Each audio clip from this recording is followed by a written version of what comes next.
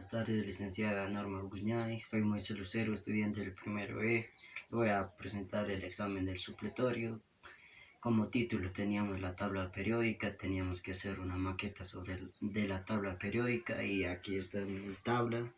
Aquí está donde se forma la tabla periódica. Los elementos está conformado por 7 periodos y tiene diferentes grupos A y B. Son formados por metales, por no metales, por metaloides y por gases inertes. La tabla periódica de los elementos fue presentado en 1863 por el químico inglés John Newlands. Clasificó los elementos establecidos en varios grupos proponiendo la ley de las octavas conformando por los elementos atómicos. La tabla periódica de los elementos en el orden creciente de la masa atómica y organizó las filas horizontales dejando espacios que había incorporado algunos elementos que no había conocido.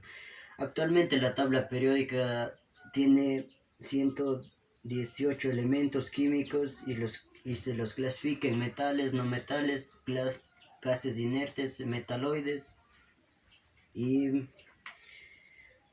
además existen periodos que han ordenado horizontalmente, es decir, en filas.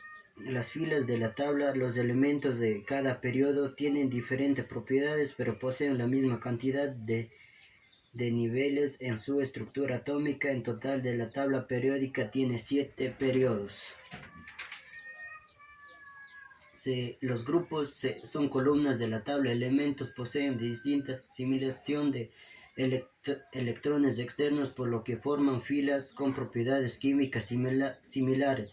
El grupo A formado por los elementos representativos llamados así porque sus propiedades varían de la manera muy regular. Los elementos pertenecientes a los grupos A poseen electrones de valencia con los orbitales S o P situados en los extremos de la tabla. El grupo B, llamados elementos de transmisión, cuyos electrones de máxima energía se encuentran en los orbitales D o F, y sus propiedades varían a función de los ubicados de electrones. La función de los metales es en la tabla periódica los metales se clasifican tienen la capacidad el carácter del metal tiene la capacidad de por perder electrones y poder dar la oxidación. Esta es la capacidad de perder electrones, es decir, para oxidarse.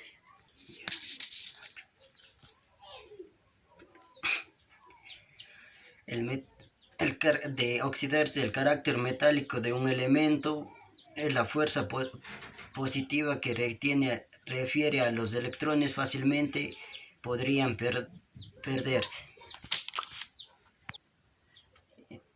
En el otro caso, el carácter no metálico es por el contrario, que tiene que con una carga de un elemento de ganar electrones, es decir, reproducirse y produce la oxidación del elemento. También dentro de la tabla periódica existe la electronegatividad, que es la capacidad de un átomo para atraer hacia sí a los electrones de enlaces de la electronegatividad está estrechamente relacionada con la energía de la ionización, con la afinidad electrónica.